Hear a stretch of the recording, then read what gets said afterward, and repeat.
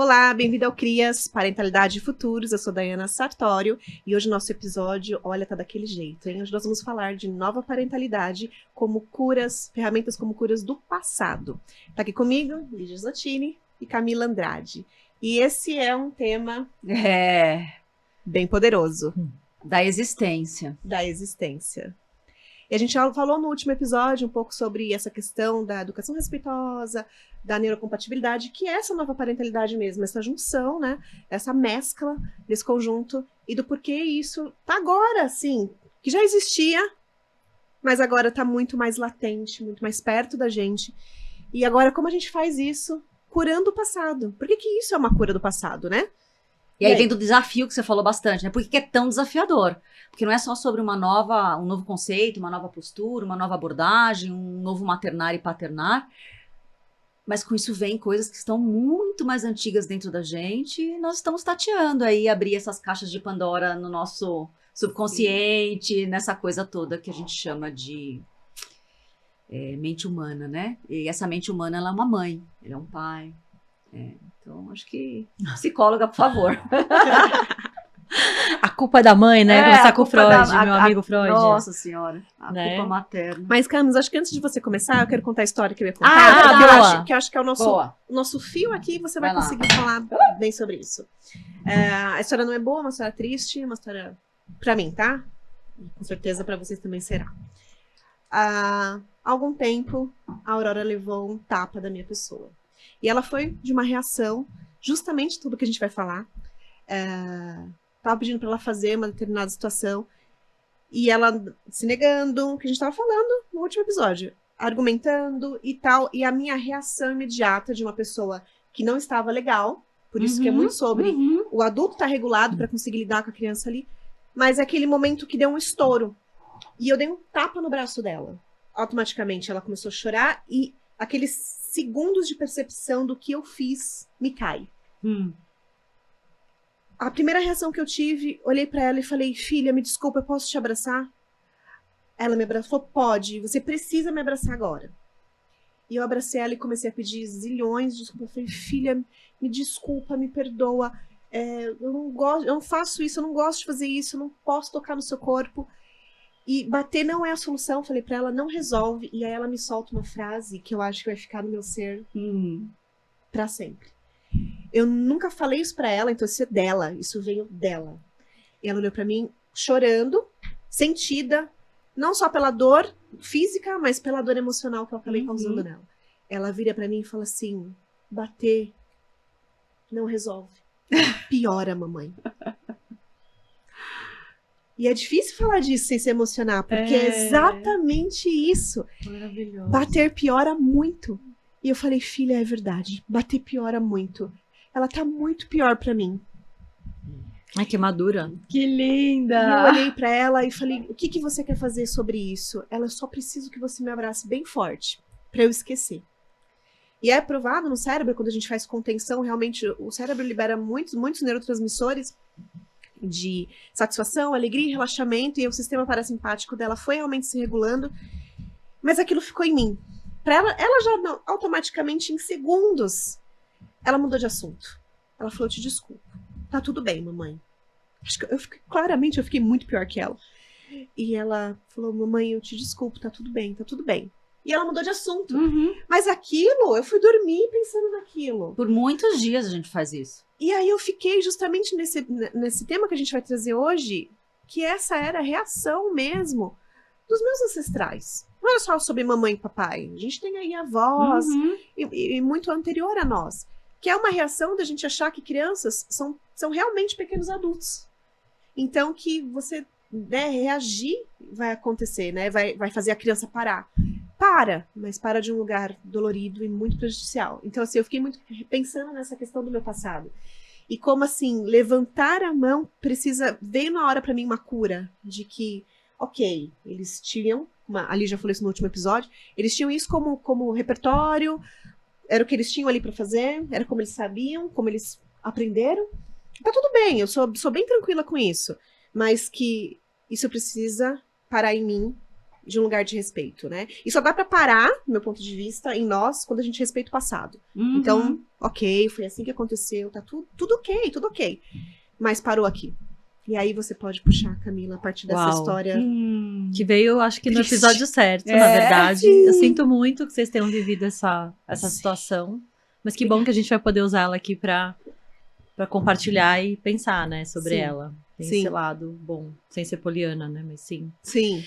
Eu acho que tem uma coisa que você fala que é super bonita, que eu tive uma conversa com a Amora, eu também já tive, nunca bati, nunca tive essa situação, mas eu já tive uma vez que eu gritei muito, fiquei muito descontrolada, e aí eu fui falar pra ela e eu falei uma frase pra ela, e a conversa nunca vou esquecer, eu falei pra ela assim, filha, desculpa, eu também não sei ser mãe, eu tô aprendendo com você. E aí na reação dela na hora foi bonita, porque ela parou e ela falou assim, não sabe? E aí eu me dei conta que isso não é óbvio pra eles. Não. Sabe? Eles acham que nós estamos totalmente prontos. Não né? é óbvio pra eles, né? E aí a gente conversa muito sobre isso. Eu repito, a gente volta pra esse lugar algumas vezes. Eu acho poderosa essa conversa, né? Você fala assim, filha, eu nunca fui mãe. Você é a minha primeira filha. Eu tô aprendendo o que é ser mãe com você, né? E no meu caso, especificamente, que eu vivo a minha mãe e a minha filha, né? Então tem essa coisa, né, geracional, nós três. O ventre dentro do ventre dentro do ventre, né? Tem na parte antroposófica eles falam bastante disso, porque teoricamente o óvulo da Amora já estava na sua mãe. Sim, e os 3 ventres estão ali. Exatamente. Sistemicamente, biograficamente desafiador. Muito. E teve um processo meu com a minha mãe no meu maternar, da gente também ressignificar uma série de coisas, assim. E de eu ter conversas duras com a minha mãe, de dizer pra ela assim, você me desrespeitou muito. Sim. E eu não vou deixar você repetir este comportamento neste fórum, sabe? E no primeiro momento ela se ressentiu muito com essa fala minha. Sim. E a gente poder ir elaborando aos poucos também, sabe? Perfeito. Porque é isso, porque senão vai passar mesmo pra frente, sabe? Coisas que ela reconhece que ela também não quer passar. E eu acho que desse lugar do tapa, etc e tal, eu lembro... minha mãe me conta que meu pai me deu um tapinha quando eu tinha 1 ano, não tenho essa memória. Depois ela... Não. E aí acho que 1 ou 2 vezes, brigando com as minhas irmãs, uma outra vez, assim, que ela tava muito brava. E eu lembro, a minha memória era... O meu ponto nem era o tapa físico. Porque nunca foi uma violência a ponto de me machucar mesmo. Era um tapinha, você falou, um tapinha. Mas o distanciamento emocional era mortal pra mim. Então, assim, o que eu tento fazer com a Belle hoje acontece comigo. Eu grito com ela, né? E não foi só uma vez. Nesses momentos que eu contei pra vocês no episódio anterior, cansada, TPM, e alguma coisa que é maior do que eu não sei explicar, que parece que eu preciso ser a guardiã dos traumas da minha filha, porque eu acho que no final, eu acho que é isso que a gente é como mãe, entendeu? Se é pra aprender sobre raiva, sobre culpa, sobre desamor, me parece que as mães são as convocadas, né, nessa história, porque a gente tá sempre muito mais tempo com eles, e os corpos estão muito mais conectados, né? Então, desse lugar, o que eu tento fazer com a Belle é, imediatamente depois da desculpa, e mesmo que as duas estejam com raiva, eu fico disponível pra reconexão a hora que ela quiser, entendeu? Eu não fico dando gelo em criança pequenininha, porque não é sobre isso, né? O que você tá trazendo... Pode continuar, desculpa. Não, eu acho que é isso, né? Que eu lembro da minha mãe, assim, ela usava essa coisa de ficar chateada por muito tempo e aquilo ecoava. E talvez o muito tempo nem era muito tempo. Na minha cabeça de criança, talvez ela ficou lá 10 minutos, pra mim foi uma eternidade. O que eu tento fazer com a Belle eu estou disponível, mesmo com raiva, mesmo ainda brava, eu preciso respirar, filha, né, eu tô aqui, te desculpo, me dá só 5 minutos que eu vou voltar, e esses 5 minutos ajuda tanto a mim quanto a ela, né, ela também tem pedido os 5 minutos dela.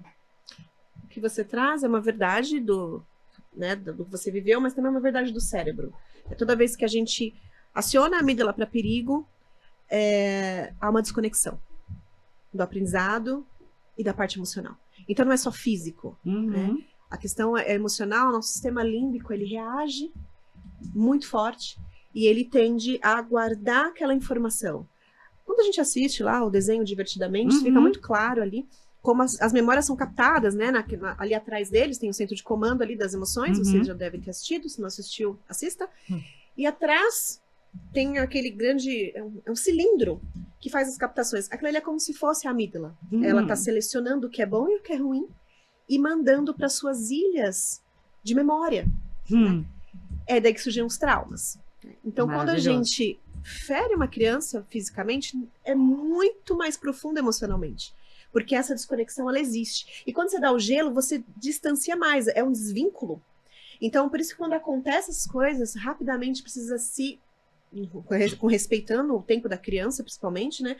É você trazer de volta essa conexão, vincular isso o mais rápido possível, para que não se forme essa ilha de trauma ali atrás do cérebro da criança, onde as memórias ficam, e onde lá no futuro esse adulto, esse adolescente, esse jovem, esse idoso vai perpetuar isso. É por isso que a gente tá falando de curas do E aí eu passado. quero trazer uma coisa sobre o trauma, porque eu acho que tem uma fantasia do que é trauma. Boa, vai lá. E o trauma, eu acho que ele não é o tapa. Não. Entendeu? O trauma não é maravilhoso. isso. O trauma é uma coisa muito maior.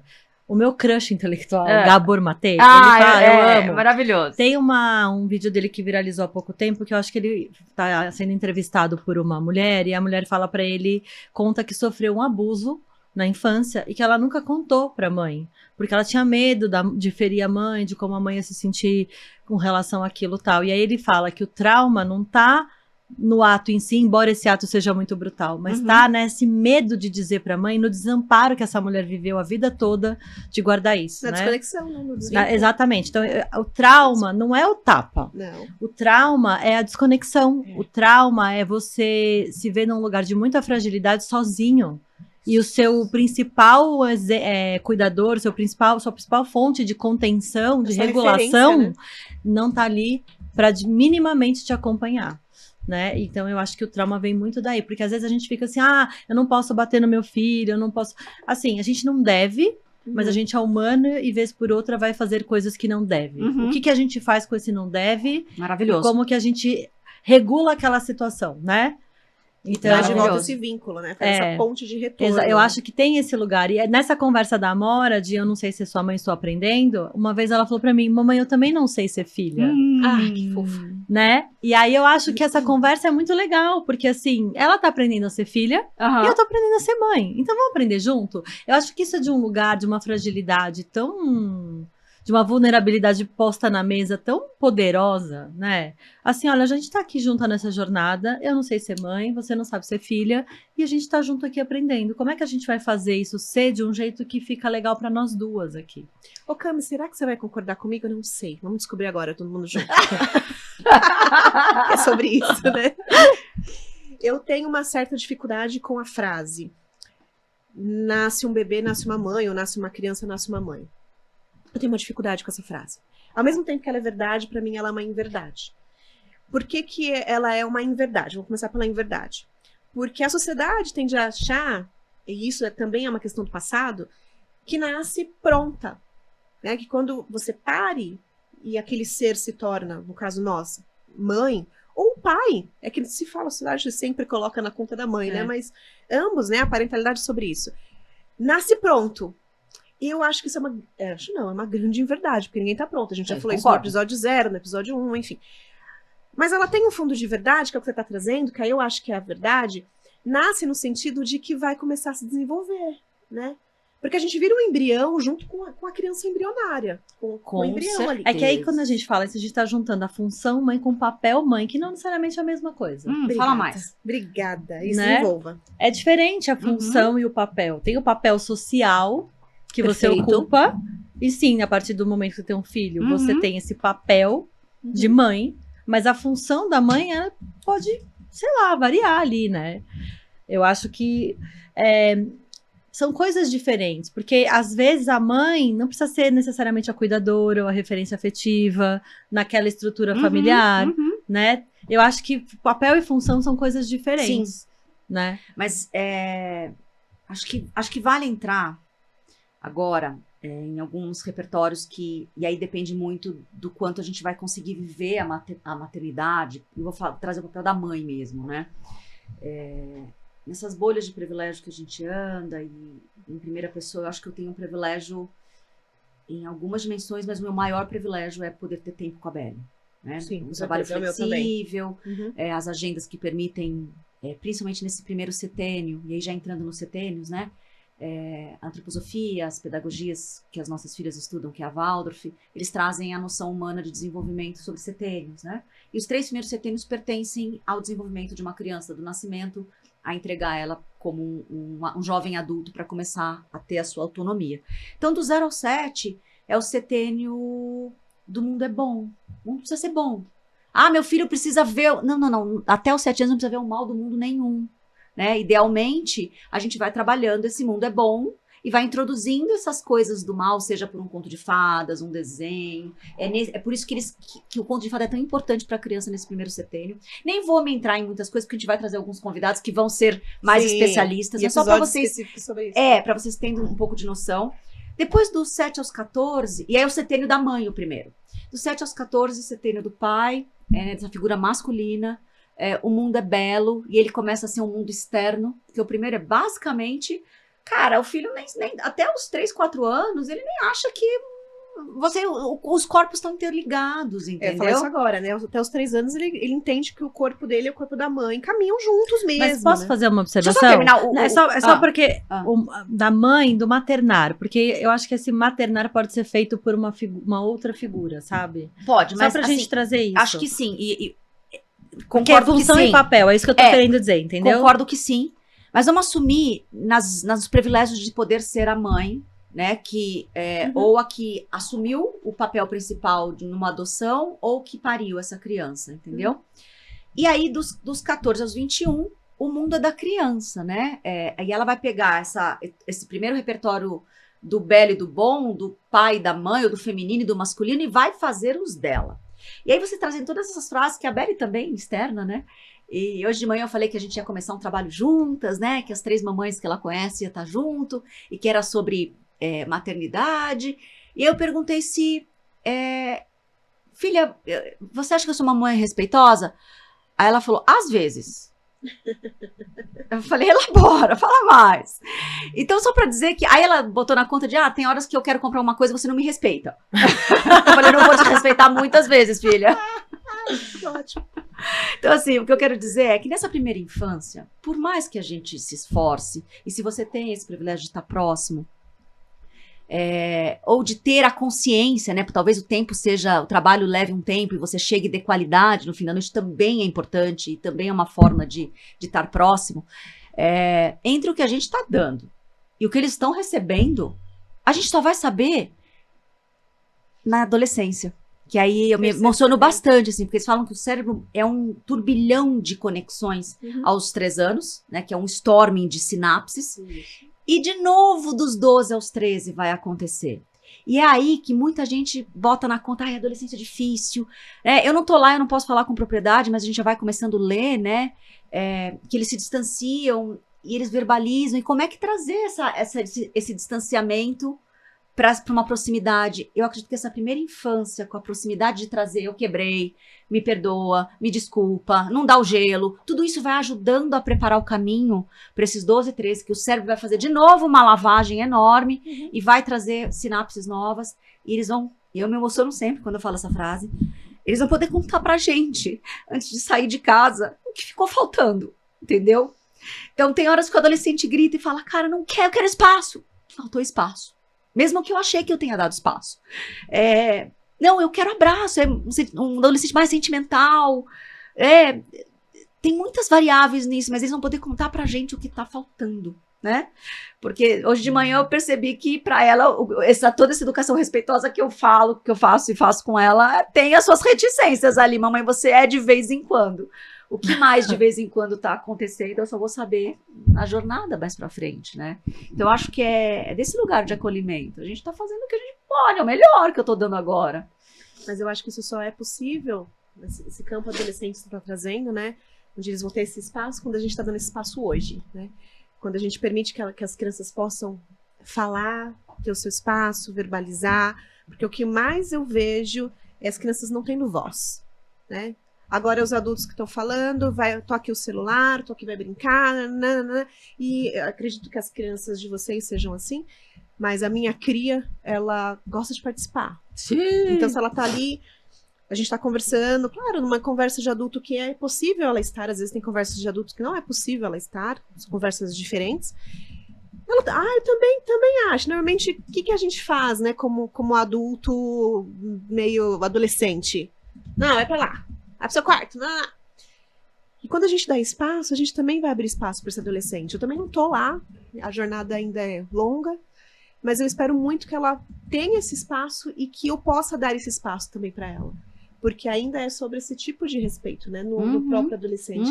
E a gente também ser o adulto regulado, que vai poder ter maturidade emocional suficiente, cognitiva, para receber o feedback. Mas aí é o ponto que eu acho que conecta com esse episódio de hoje, que é como eu posso ser este adulto regulado e equilibrado se eu não fui essa criança sem repertório lá atrás. É isso. Né? A minha criança tá ferida e o meu adolescente não tá pertencido, né? Porque é essa coisa meio, às vezes meio sádica, às vezes meio vingativa, de querer fazer no filho aquilo que fizeram com você, isso tá na gente. Sim. E eu sei que é duro falar isso, porque é muito incomum a gente falar, a gente não se permite nem admitir. É inconsciente mesmo. Mas assim, eu sinto que tudo que é inconsciente tem uma micro camadinha de consciência. A gente meio que sabe, assim. É que a gente não aceita, porque fala assim, pô, eu sou maravilhosa, né? Não, a gente tem esse lugar, né? Ontem eu li um negócio que eu achei incrível, que foi uma pessoa, eu não vou saber da referência, me desculpa, mas assim, a pessoa falava assim, cara, a gente precisa, a gente nasce achando, os pais da gente criam a gente como uma pessoa especial, a gente é um ser especial, mas a gente tem que parar de crescer achando que a gente é especial. Perfeito. Porque a gente é mais uma pessoa no mundo. E esse lugar do especial também pode abrir espaço para algumas coisas que não são tão interessantes assim, né? Então é muito bom a gente criar filhos e falar, você é especial para mim, mas você também é mais um ser neste mundo. Perfeito. Eu ia fazer o link que você está trazendo. Na pedagogia sistêmica, a gente ensina isso muito, eu faço isso muito em consultório. Tem lá uma anamnese extensa, normalmente quando chega nessa pergunta, o que você pensa sobre o seu filho? Ele é especial, ele é maravilhoso. E a pedagogia sistêmica ensina isso, que todos nós somos pessoas comuns. E isso é tranquilo de lidar. Porque quando você joga uma informação para a criança que ela é especial, que ela é uma princesa, que é um príncipe, que ele é um rei, que ele é... vai dando essa altivez de superioridade. Eu acho que é por isso também que essa questão do passado é tão difícil de lidar, porque a gente era, tipo, os nossos pais eram grandes, agora chegou a nossa vez de ser grande, então eu que comando toda essa alcateia aqui na minha casa. Opa! E não, eu sou uma pessoa comum. Uma pessoa comum, com crianças comuns. E como que é você sair ter uma filha que não é princesa? E ir num lugar público com uma criança que quer, né, uma amiga da Amora no aniversário foi de biquíni. Sim, né? eu vi. A festa era na pracinha e ela foi de biquíni, né? E aí ela tava super destoando ali, né? E se você não tem se você não tá muito bem organizado com a sua expectativa do que é ter um filho, seu filho quer ir de biquíni, às vezes você vai forçar aquela criança a vestir uma roupa, uma saia, um babá, né? Eu falava assim, nossa, quando eu tiver uma filha, eu não vou pôr glitter, eu não vou pôr pérola, não sei o quê. É o que ela mais usa, com certeza. É óbvio, ela ama, entendeu? Ela ama, e eu tenho ódio daquilo, porque eu não queria projetar, teve questões feministas, não sei o quê, né? Ela ama, e aí eu tenho que sair com a princesa, entendeu? E é isso. O que eu faço, que a gente faz em casa, o Robin, ele também me diz isso muito bem comigo, talvez até melhor que eu, ele sempre fala que é tudo uma brincadeira. Ele fala, filha, sabe que você tá se vestindo de princesa e que as pessoas falam que você é uma... as pessoas falam isso na rua, pessoas que não conhecem. Ela, ai, que princesa! E aí ele sempre fala, você sabe que isso é uma brincadeira porque você é uma criança comum como qualquer outra criança, certo? Eu sei, papai. Eu sei. Eu sou uma brincadeira. Mas ela se veste, ela gosta. E o que você entrou nessa parte de roupa é muito sobre isso. Porque eu falo de mim, quando eu era criança, por exemplo, eu odiava meia fina e vestidos, e sapatinhos de lacinho branco combinando com o vestido. Era o que a minha mãe, obrigada mãe, I love you, colocava. E ela sabe disso, tem registros disso em foto, eu chorando muito, tipo, tira isso de mim. Eu lembro disso, eu tenho uma memória excelente, a partir dos 3 anos eu tenho memória. Eu devia ter aí entre torno de 5, 6 anos, eu chorando, que eu não queria ir com aquela roupa. E ela, mas você vai desse jeito. E a Aurora, ela é totalmente essa criança. Que Ela é gosta criança do que gosta sapatilha. da sapatilha, da meia Maravilhoso. fina e tal. E eu sou a pessoa do tênis. Eu tô E aí só a de gente tá no tênis. lugar da roupa, mas assim, a gente pode ir pra lugares Não, é só até um de exemplo. decisões. Não, eu tô falando assim, porque isso tá tão entranhado na gente, que a gente às vezes vai pra lugares que vão afetar muita coisa. Por exemplo, a coisa da comida do filho, né? Uhum. Tipo assim, eu não dou pro meu filho porque eu não gosto de comer, mas assim, cara, Gente, não essa é é? a máxima, né? A gente faz isso o tempo todo. Uhum. Às vezes você vai na introdução alimentar do filho, quem nunca, né? Ah, ela não vai gostar. A criança nunca viu aquilo, você não deu nem oportunidade pra ela. Mas a gente faz, porque é isso. A gente projeta que o filho seja uma extensão da gente. Não é. Falando Não é. de bolha de prioridade, né? A Lídia falou um pouco sobre isso. Eu tive essa questão. A gente quis se preparar muito, claro que ninguém nunca está preparado. Você pode fazer 1000 estudos, o dia a dia, o ordinário ali do dia, ele é diferente. Mas a gente estudou muito, eu, Robin, talvez o Robin até muito mais que eu, meu marido é um grande estudioso, não que eu não seja, mas eu gosto de dizer que o Robin mergulha. Estudou muito, a gente teve nutricionista maternal. Então, antes de ter a Aurora fisicamente na mão, ela estava na minha barriga, ela já falava muito sobre isso. Vamos oferecer tudo no tempo certo, todos os alimentos. Inclusive aqueles, de repente, o cheiro é ruim pra você, que vai te embrulhar, porque é sobre ela e não sobre você. Ouvi isso, foi tipo, tá, esquece eu então. Então, assim, a gente teve um processo um pouco mais fácil, porque eu tive essa oportunidade, mas assim, realmente, talvez se ninguém tivesse me falado, talvez seria bem isso. Eu não gosto, sei lá, eu como quase tudo. A Aurora ama camarão, um exemplo. E eu não suporto nem o cheiro. Ela ama camarão. E chegou a hora de dar camarão pra ela na época dos peixes ali, que acho que é em torno de 9 meses, que você oferece os alérgicos. E o Robin fez camarão e eu fiz, meu Deus, por que esse cheiro tá na minha casa? E ela amou, e ela ama. Então é muito sobre isso mesmo, né? E por isso que vai curando o nosso passado. Até chegou, não tem muito tempo, que ela pediu pra eu experimentar novamente. Porque lá em casa a gente traz o contexto que não dá pra falar que você não gosta, sem você tentar experimentar. Às vezes não. É tentar, porque às vezes aquele. Não sei, tá com uma cara estranha. A Belly traz muito isso, né? Quando ela vai em casa. Tia Dai, não gostei. Ela tá olhando. Falo pra ela, vamos tentar colocar assim só um pouquinho. Normalmente ela aceita. E aí, esses dias, há pouco tempo mesmo, a Aurora comendo, ela falou, mamãe, vamos tentar de novo? Faz muito tempo. Eu nunca vi você tentando. Rola em casa também. Porque a Amora também é uma criança, ela come de tudo mesmo. A Belly não é mega seletiva. Mas porque eu sou, meu marido não dá pra ir muito longe da árvore, né? Isso é maravilhoso você tá falando também. Então, assim, porque é isso, né? Tem esse lugar. Ela come super bem, mas a gente come igual, assim, e tá tudo bem. É a comida da casa. É a comida da casa. Ela come super bem, frutas, legumes.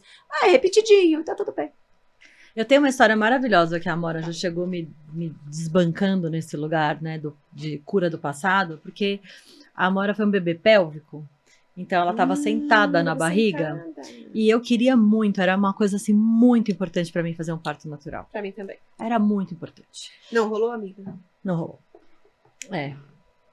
Pra mim não era, e depois a gente pode fazer um episódio só de partos. Isso é maravilhoso. Se fosse ok, se não fosse também ok, eu brinco que pode parir do chakra básico ou do chakra, assim, mais sacro aqui. A minha resolveu nascer do segundo chakra, tá tudo bem. Pra mim era muito importante, tinha essa coisa, eu sabia do significado daquilo como um ritual de passagem, né, em muitas camadas e tal.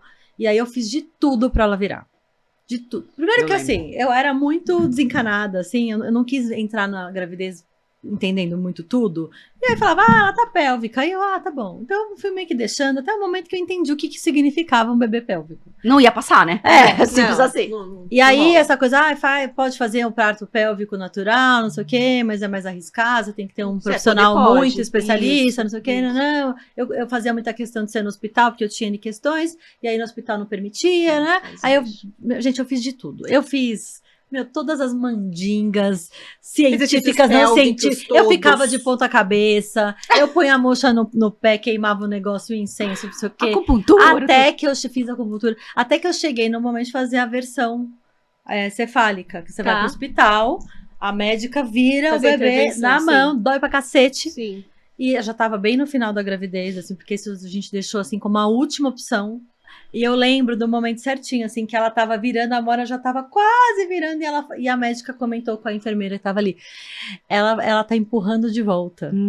Ela disse essa frase, a Amora está empurrando de volta. Ela E aí eu não falei, queria. para, Acabou. eu não quero mais. Ela não queria. Ela, não, mas essa casa, eu falei, não, ela não quer, tudo ela bem. quer assim e a gente vai respeitar. Ah, mas você, não quero. E naquele momento foi muito importante pra mim, porque eu Que entendi, assim, não era sobre mim, sabe? Não. Não era sobre mim. E aí Apesar foi de ser. apesar de ser, No seu foi um corpo, mas, luto né? pra mim. Sim, Foi uma das, eu o meu lembro. puerpério foi uma das coisas que eu mais senti mesmo. Eu também. Foi a dor de não ter podido ter esse parto. Mas foi sobre ela, assim, né? E era o jeito que ela queria chegar. E eu acho que isso diz tanto sobre a nossa relação, mesmo. Foi o primeiro recado que ela me deu, sabe? Sobre esse lugar, assim, de, meu, se cura aí, porque eu tô chegando, do meu jeito, sabe? É isso. A Amora tem uma personalidade muito forte. Ela é uma menina que tem uma capacidade de verbalização desde muito pequena, muito boa, assim. Acho que o superpoder dela tá na linguagem. E ela sabe verbalizar tudo muito bem. Com Então, certeza ela deve ser uma ótima argumentadora. muito, Ah, que fácil. muito. Só que não. É bem difícil pra mim. Então ali ela já chegou me colocando nesse lugar. Ela me desafia mesmo, sabe? Intelectualmente. Maravilhoso.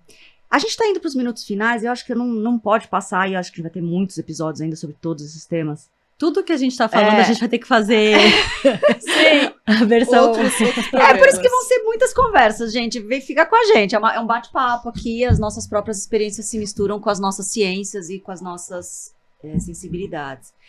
Eu acho que eu posso encarnar, assim, essa mãe que tá sempre trazendo o trimembrado, né? Então, tem duas coisas que eu queria, antes da gente poder fechar, e queria escutar vocês antes de fechar também, que é essa maternidade que a gente começou falando de, estamos cuidando dos corpos físicos delas, o respeitoso e neurocompatível é uma inovação enorme da parte do corpo emocional, ou seja, terapeutas do futuro vão receber crianças com outros níveis de entendimento emocional e alfabetização emocional e seus próprias jornadas, que vai continuar tendo sempre. Mas tem o corpo energético, né? Eu acho que a primeira vez que eu vi referência sobre isso foi da Gutmann, né? Quando ela traz lá o polêmico livro dela, Maternidade e Encontro com a Própria Sombra. Embora eu acho que esse nem deveria ser o tema, porque assusta um monte de gente, mas eu diria que a maternidade e encontro com a própria inconsciência mesmo, do que ela usa o termo de fusão mãe-bebê. Ela usa como uma única unidade psíquica. Ela é uma psicóloga, né?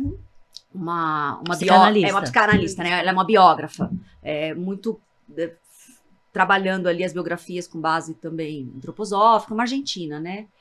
E ela traz dessa potência desse sujeito psíquico, né? Que é a mãe-bebê. E aí do psíquico, Camis pode falar melhor, mas como eu entendi isso? Eu entendi que tinha uma simbiose entre o meu corpo físico, o meu corpo emocional com a minha filha, com o corpo físico e emocional dela. Então, todas as vezes hoje, e isso é real até hoje, sabe? O pessoal fala assim, entre muitas coisas eu vou dar o exemplo das doenças de infância, né? A Bélia até um mês e meio atrás, 5 anos, ela nunca tinha ido no hospital depois de ter saído da minha barriga. Tenho o privilégio de ter né, a pediatra dela, a doutora Kika, amamos você, no WhatsApp, o que faz a gente não ter que ir com qualquer avariação para o PS, né? E teve o fato de eu ter olhado para essa informação lá no livro da Gutmann e falar, bom, se as minhas emoções e o meu corpo tá entrelaçado com o dela, eu consigo perceber quando a minha raiva, meu cansaço, meu medo, que são todos emoções corriqueiras na minha maternidade, eu acho que de muitos de vocês, interfere diretamente com a Belle. E aí aquela, foi pra escola e o vírus pegou, eu falo assim, o vírus tá lá, eu moro na mesma rua da escola. E tem gente que mora na casa do lado da escola. Então não é que foi pra escola e pegou, e ela brinca com muitas crianças todos os dias. Eu sempre observei que quando a minha vulnerabilidade, seja emocional, ou a minha ausência de presença, mesmo estando do lado, a imunidade dela caía, a emoção mexia com a imunidade trazia a doença. E doenças de criança, resfriado, narizinho, barriguinha, né? Até a semana passada, que eu vivi nesses últimos 20 dias muito ausente, muito trabalho externo na profissão e muito trabalho interno da Lígia, né? Eu passei por 60 dias aí desafiador. E aí foi onde ela voltou pro hospital pelas primeiras vezes, né? A primeira vez foi um torcicolo, aí a minha, poxa, o que eu não tô querendo ver aqui? Depois foi né, bateu a cabeça, aí foi mais um acidente, voltamos para lá, e a última vez foi uma febre, uma dor de barriga que não passava. Uma infecção urinária. Então, assim, que lugar é esse que o corpo tá ligado e qual é essa dimensão, né? Eu acho que não vai dar pra gente se aprofundar tudo que eu gostaria, mas eu acredito num invisível que nos conecta, e esse corpo da mãe, ele traz o invisível próximo, que é essa variação que eu dei de exemplo emocional, o invisível energético, que aí vem muitas outras coisas de ancestralidade, né? O que veio antes da gente, e o que tá mesmo regendo, que é essa energia, esse invisível, essas emoções. E para quem gosta de a camada da espiritualidade, a espiritualidade. Eu acho que tem uma maternidade espiritual que quase ninguém fala. Quase ninguém fala. Tem um perfil que eu sigo sempre, que é a Mãe Intuitiva, que ela toca aqui e ali, nem tudo eu concordo, mas ela traz uma verdade muito potente ali, nesse cordão umbilical que nunca vai se esvairir. Ele vai ficando, eu vou ficando menor à medida que ela vai crescendo, né? E assim tem que ser. Mas eu queria deixar esse fechamento com esse invisível aí, que a gente quase nunca toca. Eu queria que ele sempre estivesse presente aqui nas nossas conversas. Super importante, eu acho. Super. Mas o filho é um pedaço da gente, literalmente, né? Não tem como. E essa é a dureza da maternidade, né? Porque o filho é uma parte sua, mas que não é mais sua. E que nem é você, né? E que precisa de você para existir, para deixar de ser você. Sim. Né? A ciência vai trazer um pouco sobre isso, né? A gente já até teve um pouco de fala sobre isso, né, Lígia? Nos nossos particulares, sobre o microqueirismo, né? Você mandou a semana passada. Que são... O que é isso, né? É quando as células do bebê ficam no seu corpo, mesmo depois que o bebê sai. Isso já é comprovado cientificamente. Elas ficam em várias partes do corpo, em órgãos, né? Elas podem estar não só na pele, mas elas ficam... inclusive em fígado, pulmão, e obviamente, se a gente parar para pensar de uma maneira até simplória, é meio óbvio, porque a gente dividiu o corpo, né? E aquela criança sai, mas ela deixa fragmentos. E aí, puxando da ciência e da espiritualidade, né? Que pouco falado, a gente vai precisar de um episódio inteiro para falar sobre isso, com certeza. Mas isso é um fato, isso existe, eu trago muito isso na pedagogia sistêmica. Não como a culpa da mãe, não é sobre isso, mas como realmente os corpos e a mente e esse processo espiritual que vai além do físico, tateável, e vai além do sentir, que cognitivamente, ele vai muito além. Nós estamos totalmente ligados, né? Normalmente, a Aurora, quando vai acordar à noite, ela ainda é uma criança que acorda de noite, pelo menos uma vez toda noite. Normalmente eu acordo 5, 2, 3 minutos antes dela. É um reloginho. Então, é que eu pego meu relógio sempre no mesmo horário, 3 e pouco, 2 e pouco. Eu bato a mão no relógio e falo, ela vai acordar. Aí ela faz, mamãe. E é sobre isso. A gente tá tão conectado. E o que você trouxe também, acho que precisa de um episódio inteiro para falar sobre esse outro assunto, sobre essa questão da imunidade que cai com esse emocional. Isso é um fato. Eu falo muito sobre isso. Toda vez que a gente não tá bem emocionalmente, a imunidade tende a cair, porque o cérebro está totalmente ligado à parte de saúde do nosso corpo, e a criança reflete isso. Ela é um espelhinho ali. Então, se nós não estamos bem, criança não bem. É por isso que eu tive 3 doulas, né, no meu gestar, e uma delas, Tati, te amo sempre, que acompanhou, né, nosso parto, e ela falou uma frase para mim muito potente: Dai, nunca se esqueça que primeiro a máscara de oxigênio é em você. Porque se você não colocar em você, ela vai ficar sem também. E aí você não vai ter força para conseguir trazer ela. Então, tem bebê e mãe chorando, dê bebê para o pai ou para quem tá ali, a sua rede de apoio, e vai se cuidar, porque senão não vai dar. A Gutmann, no livro, fala muito sobre isso, assim, das primeiras emoções e doencinhas das crianças. Ela faz a pergunta, o bebê chora muito. Ela vai perguntar na biografia por que essa mãe chora. Então, assim, tem várias correlações que ela faz lá, que é diretamente ao que você tá falando, né? E que, na verdade, assim, se a mãe... as crianças continuam... A Bela ainda vai crescer muitos centímetros por ano até parar de crescer, né? No primeiro ano, 50 centímetros. No segundo ano, 20, 10. E ela não cresce só porque eu dou arroz e feijão pra ela, entendeu? O pai e a mãe, os adultos que estão ali, eles estão se doando emocionalmente. Então, ela cresce com o meu alimento emocional e ela cresce com o meu alimento energético. Não, e tem eu gosto de pesquisa dizer que que mostra meu ectoplasma tá lá todo dia, Não, para quem gosta dessa Tem linguagem. pesquisa que mostra isso, né? Na Segunda Guerra tem aqueles estudos que fizeram com crianças que ficavam em orfanatos. Sim. E que eles colocaram esses cuidadores não olhando, não podia olhar nos olhos das crianças, as crianças morreram, né? Então, assim, sim, né? Eu acho que tem essa coisa da mãe, mas eu queria só problematizar um pontinho que, assim, eu acho que a psicanálise é uma ciência muito machista, porque é uma questão de época, Freud principalmente, né? Ele vai falar muito da mãe, e eu acho que tem uma coisa do pai também. Eu ouso, é porque a gente acostumou a falar da mãe, né? Sim. Porque a psicanálise trabalhou muito a mãe, até porque tem um fator que eu acho assim, né? A mulher, ela, daquela época, ela só foi viver a potência dela dentro da maternidade, ela era muito silenciada. Sim, com certeza. Então, né, a existência dela passa a significar alguma coisa a partir do momento que ela começa a maternar, que é diferente do homem, né? Então, isso tem uma diferença. Então, a gente tem essa carga. Eu acho que a gente ainda tá falando a gente aqui é uma roda de mulheres, estamos falando da mãe, de uma cultura que fala de mãe, de uma ciência que fala de mãe, mas eu ouso dizer que os homens, talvez, mas também tenham essa capacidade tanto que tem um documentário Netflix maravilhoso para quem está gestando, que é o Bebês em Foco, que vai mostrar as pesquisas mais recentes e que mostra que se é um casal de homossexuais, às vezes, o homem também produz algumas coisas, cerebralmente faz a mudança igual a mãe. Então, assim, eu acho que essa sensibilidade, essa coisa que a gente está chamando de espiritual e de emocional, também tá ali. Talvez os homens, por uma educação menos sensível, talvez consigam sentir, perceber menos. Jornada dentro desse tema. Que a gente viveu isso ontem, né? Ali na palestra do Gui super. E tal.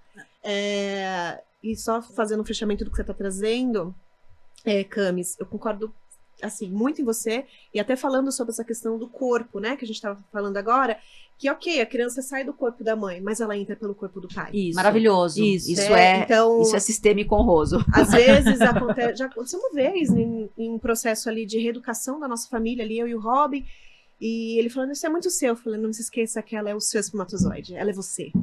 Porque ela estava no seu corpo. Então ela pegou as suas informações e foi. Então, assim, a gente também tem que sair um pouco desse lugar de que, eu carreguei 9 meses e tal, mas ela não veio de nós, ela veio para nós. E essa dança, ela faz muito sentido no processo, não só físico, não só emocional, mas também no espiritual. E também de que há carga, sim, com certeza, desse lado masculino, desse pai, seja ele presente ou não, tá ali naquela criança.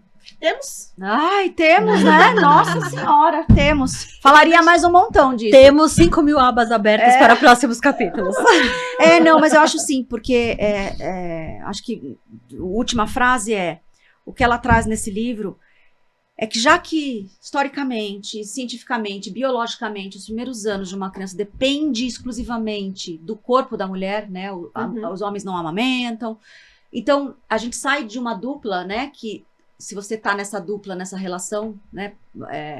Casado, ou enfim, ou o pai, né? Você, até aquela coisa acontecer, era só vocês dois. Vocês podiam ter uma relação, vocês podiam ser casados, vocês podiam ser só namorados, vocês podiam ser ninguém. Mas teve um encontro de um ser masculino com um ser feminino. Era só os dois. O que deveria acontecer numa relação madura?